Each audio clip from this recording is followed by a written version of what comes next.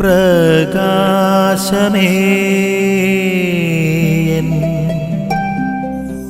മിഴി തുറക്കുക വേഗം.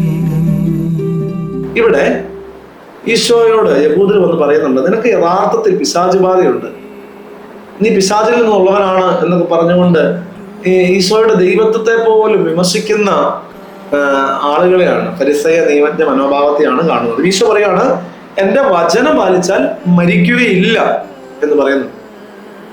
അപ്പോൾ ഈ ഫരിസേയ നിയമജ്ഞർ ചിന്തിക്കുകയാണ്, പിതാവായ ദൈവത്തിന്റെ വചനം പാലിച്ച പ്രവാചകന്മാര്, ദീർഘദർശികള്, പൂർവികര്, പിതാക്കന്മാര് ഇവരൊക്കെ മരിച്ചല്ലോ, പിന്നെ എന്റെ വചനം പാലിച്ചാൽ മരിക്കുകയില്ലെന്ന് ഇവൻ പറയാനുള്ള കാരണം ഇവൻ വ്യാജം പറയുന്നവനാണെന്ന് ചിന്തിക്കുകയാണ്. എന്നിട്ട് വീണ്ടും പറയുന്നുണ്ട്, ഞങ്ങളുടെ പിതാവായ അബ്രാഹത്തെക്കാളും ശ്രേഷ്ഠനാണോ? നമുക്ക് ചോദിക്കുന്ന പല കാര്യങ്ങളും ഇവിടെ വചനത്തിൽ ചോദിക്കുന്നുണ്ട്. അപ്പോൾ ഇവിടെ ഈശോ പറയണം, അബ്രാഹത്തിന് മുൻപേ ഞാനുണ്ട്.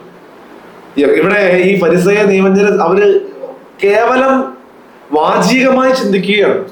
പക്ഷെ ക്രിസ്തു അവന്റെ ദൈവികത അനാദി മുതലേ ഉണ്ടെന്നുള്ള സത്യം, അവന്റെ ദൈവികതയെ തിരിച്ചറിയാൻ ഇവർക്ക് പറ്റുന്നില്ല.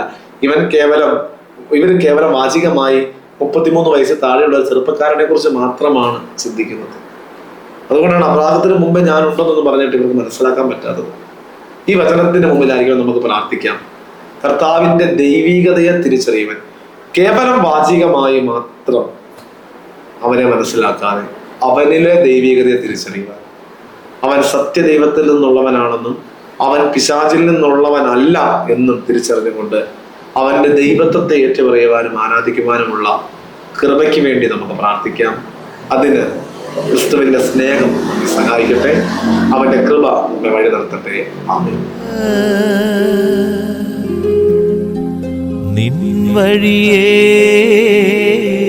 നടക്ക